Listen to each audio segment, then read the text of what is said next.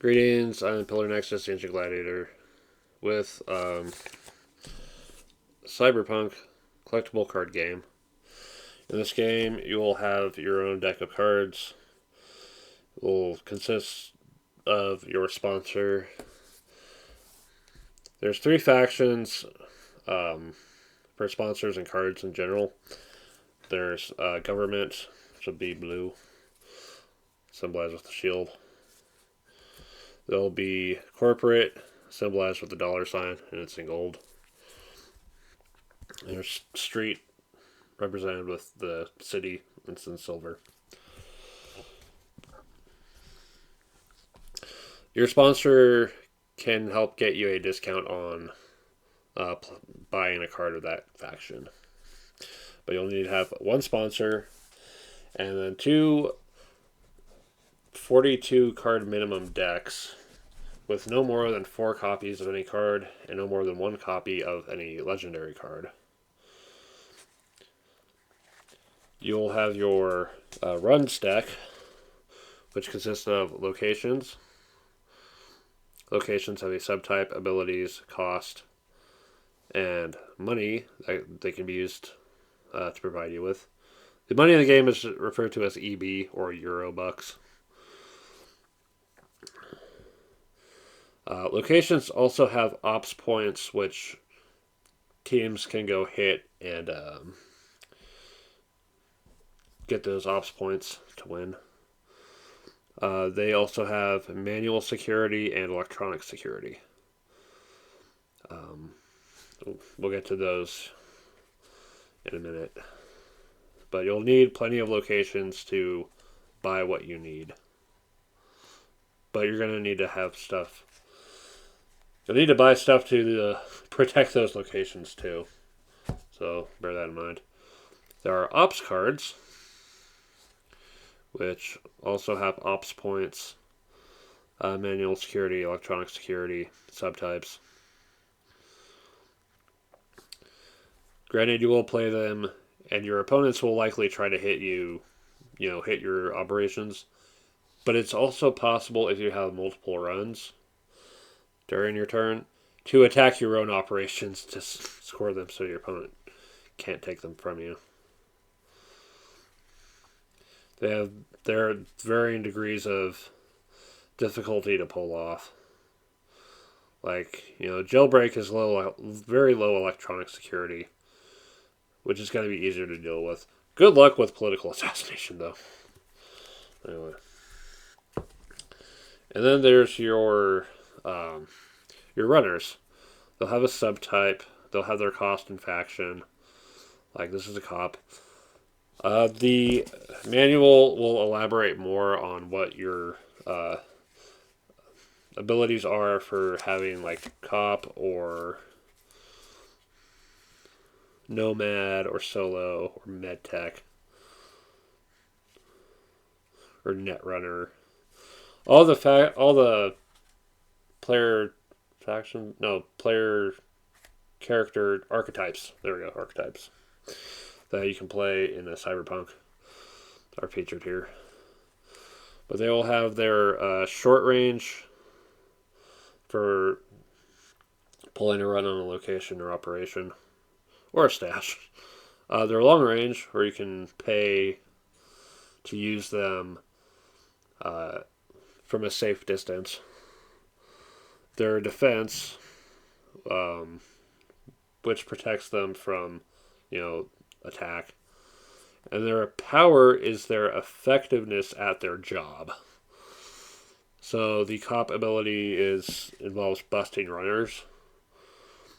This power 4 contributes to that ability. There will also be empathy. Empathy affects how much cyberware you can take on. At 1, you are a cyber psycho, and at 0, you are burned. But runners are going to be your key to actually pulling off what you need to do. They also have, at the lower right corner, a number from anywhere from positive to 0, or certain gear might make things negative too. Those are style points. That's another way you can win this game. Your gear deck contains all the little enhancements that you need for the game, for your runners and operating stuff. So cyberware, which has various values of style.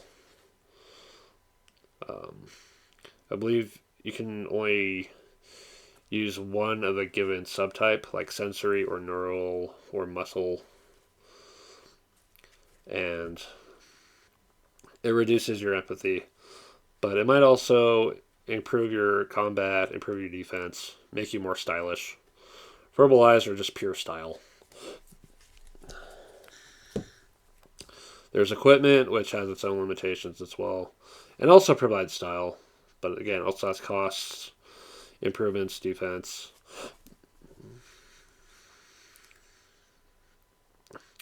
Your vehicles are good for carrying your team, but some are going to be more effective than others. Like the cruiser only carries 2, but it has 1 movement. And movement's needed for runs.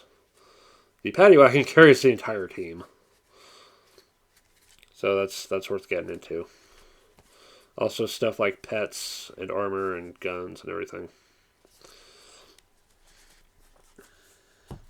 Limitations on the equipment. Yeah. You can have any number attached at a time, but only 1 can be equipped, giving their own bonuses.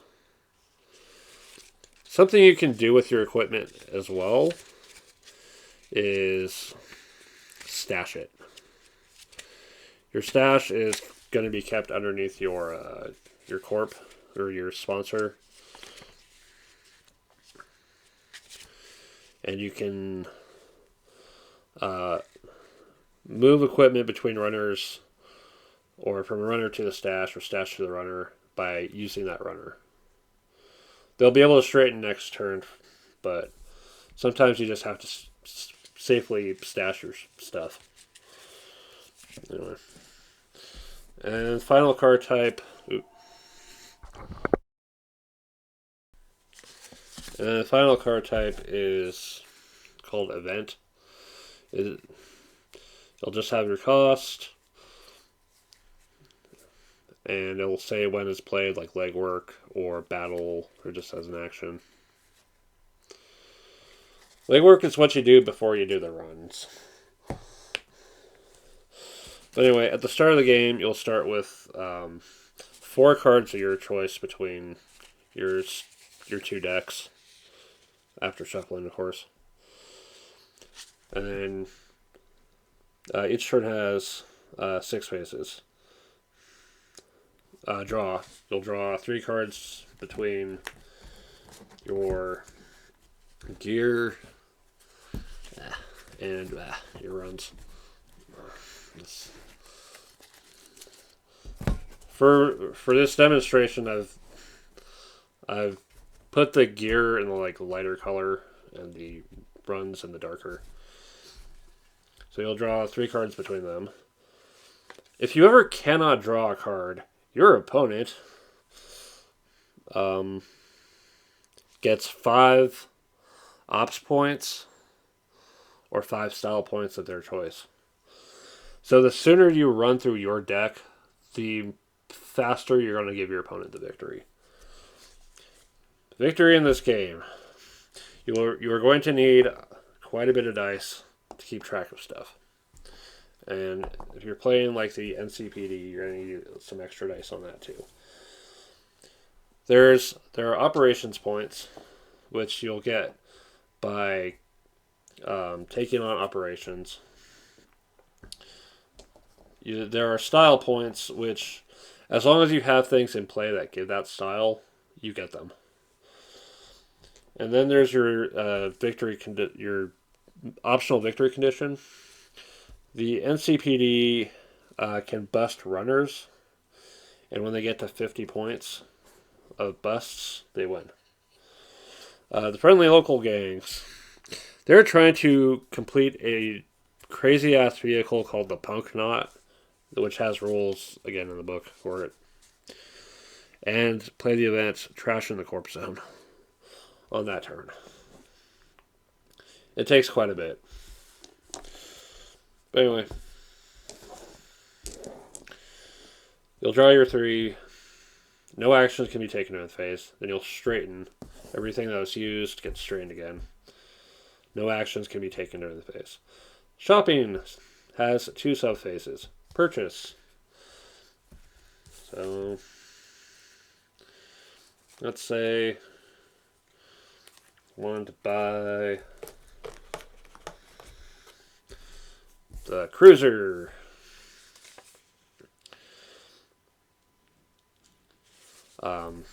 I don't have anyone to attach it to. The fact that I have the sponsor, let's see here, I believe lets me get a discount on things from that faction. I forget where it says it, but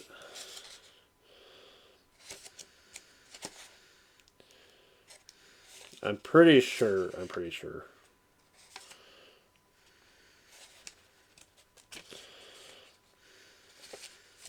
But anyway, so let's say I want to buy the cruiser. I'd use them for the money. And then this goes to my stash because I've got no one to attach it to right now. The stash can be hit. It's kind of risky to leave stuff in the stash for too long. But we'll go over that at some point. Runners will just straight up go into play. Locations and operations go into play as well.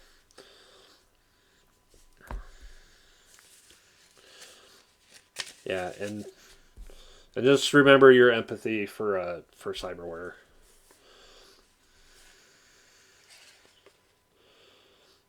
Yeah. Okay. And then after buying things, you can move the equipment around. You might have to use your runners to do it.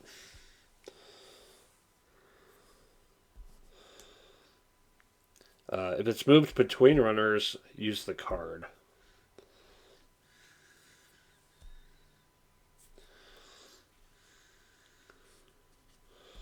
Okay.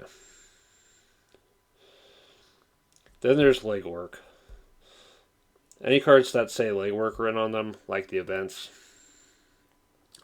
get used now. It starts with the player's turn it is, then it goes to the left in case there's multiple players.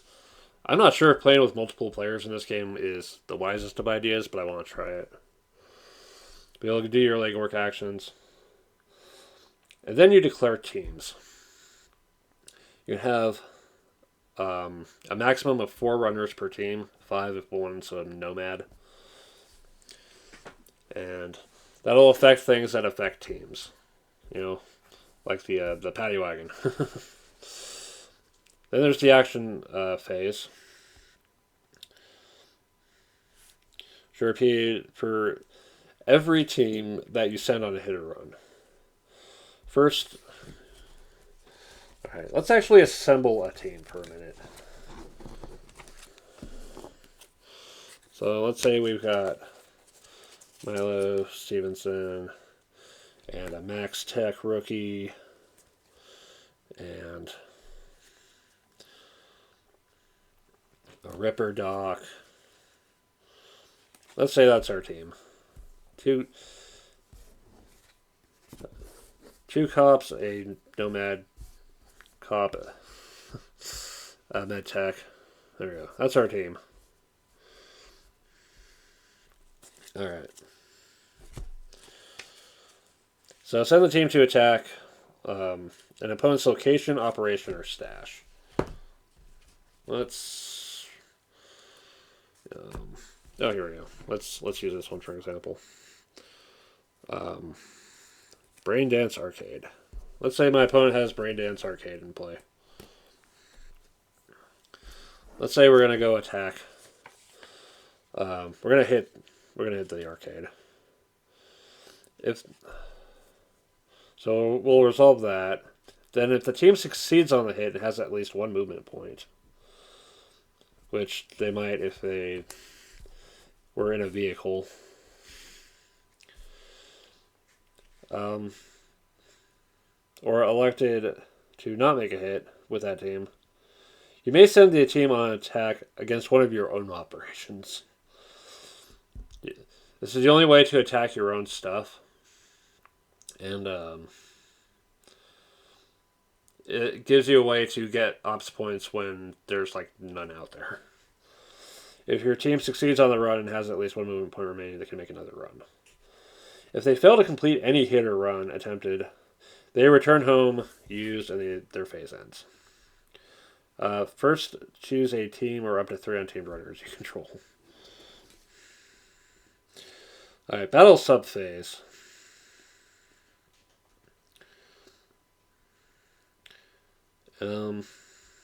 Let's see.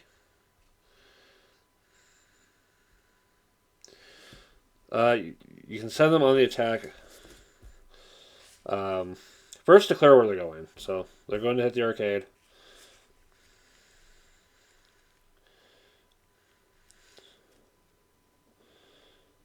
You have to spend money as well. So, it takes $12 to attack this 6-cost arcade. If you attack an opponent's stash, you pay money per card in the stash. Oh, if it's an operation, you pay. Attacking an opponent's location is free, though. So yeah, operations cost lots of money. Stash costs quite a bit. Locations are free. Your opponent now can declare their defense. Let's say they don't have any. Well, again, only one team or 3 individual runners can defend. Next, if the team making the hit encounters the team defending it, the skirmish occurs. The defender always gets the first action. Then they pass until they both pass.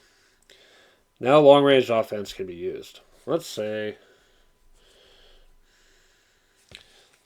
I have an unused runner with long-range capabilities.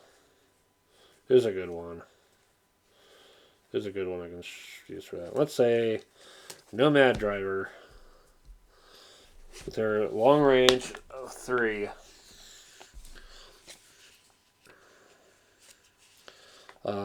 I can pay money equal to their capabilities in long range and add that.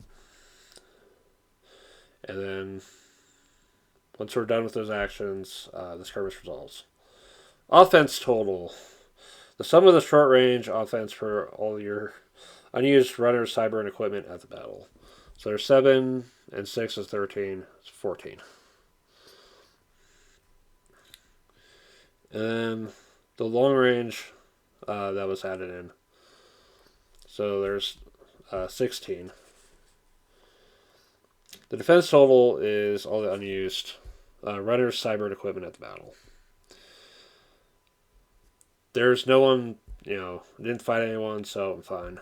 But if I were, if the offense total is higher than their defense,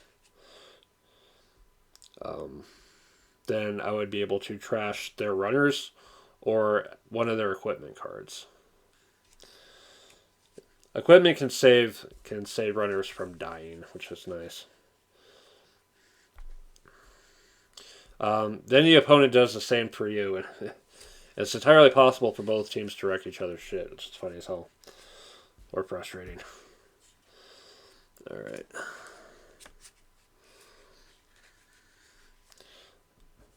And then, if you didn't beat their defense but your team survived, they go back home used. Otherwise, Resolving the hit on the location or operation. You figure out your remaining offense, so we're still at 16. And then compare it to the security total. We figure the manual security and then double the electronic security. So everything you can do to shut down their electronic security is going to help more than just the manual. So 8, 16, 19. I don't have enough. You can call in additional long-range attacks or use any rockers to make up for it. But if not, then it doesn't work. However, if I had something, let's say I had some kind of equipment to, let's say,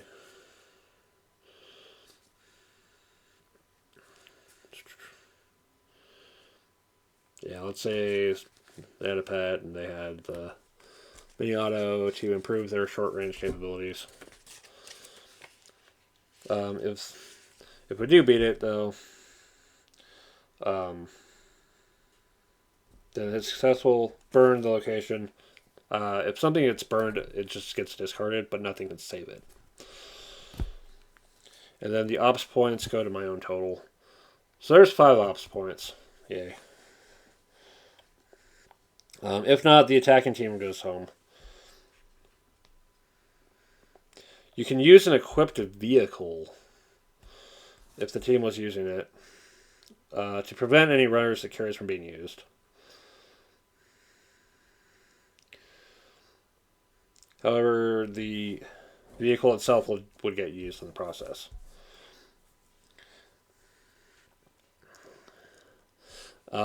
If we didn't beat their security, the security total is compared to the defense, which will then, if it's higher, potentially destroy the team or their equipment. Then after that, we can start doing the runs against operations. Opponents cannot defend against runs against your own operations unless they're playing the NCPD.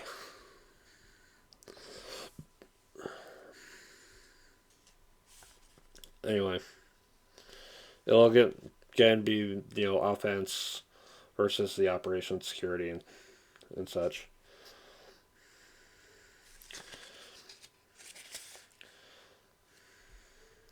And then any extra movement left can go do another run. If the team is out of movement points or they just don't want to do anything, they go home. Then you repeat the action phase with your remaining teams until you're satisfied or there's nothing else you can really do. After battle is damage control. Medtechs can be used to straighten runners who are involved in battle. Play some event cards. And then at the end of your turn, if you have more than 8 cards in your hand, you'll discard until you're down to 8. They're considered burned. You can do nothing to save them. And then play passes to the left.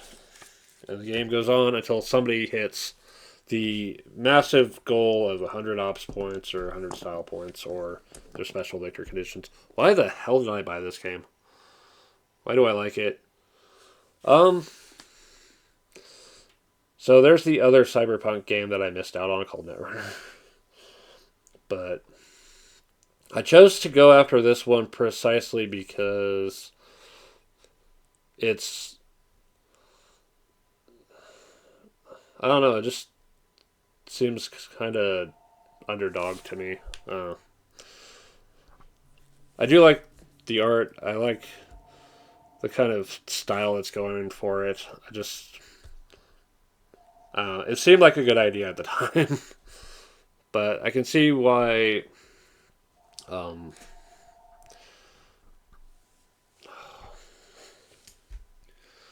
I can see why it was kind of a hard sell at the time. Considering the... having to track ops points and style and other stuff. 100 ops points seems like a lot. 100 style seems like a lot too. This is definitely a game for an evening. Like, it reminds me a lot of L5R in that regard. But, I think I went with this one because it was just more the overall cyberpunk world itself and not just the hacking aspect of Netrunner. So I have all the six starter decks for this one, and it's definitely a game I would be willing to demonstrate to people. Uh, I just want to give this one a chance. It's it yeah, it has a lot to it, but in a way I kind of like having a little bit more detail. A little bit more flavor for the world. But this is yet again another dead card game. So if you like the cyberpunk experience, maybe give it a shot. If you're more into the whole hacking thing, maybe you look for Netrunner, but good luck. But I'm gonna hold on to this. It's a game I would definitely get some more stuff for just to mess with. The 6 starting factions, Biotechnica, Militech, Nomads, Gangs, Mob, Police. The one other faction available in this base set for the game is Arasaka, and I want to get a booster box and make a deck for them as well. But yeah, if you're curious about the game, there's probably stuff to find online. It wasn't nearly as popular as Netrunner, so I might have an easier time finding stuff. And just try it out. You never know. It might actually have something you enjoy. But yeah, I'm gonna keep it. I'll keep it. I'll keep it and just demonstrate it and do my best with understanding the game and showing people why I do like this one. So yeah, Cyberpunk. Check it out. All right, this has been Pillar. This might be the last Tabletop Games episode ever. We'll get to talking about it with a retrospective next time. All right, we'll see you.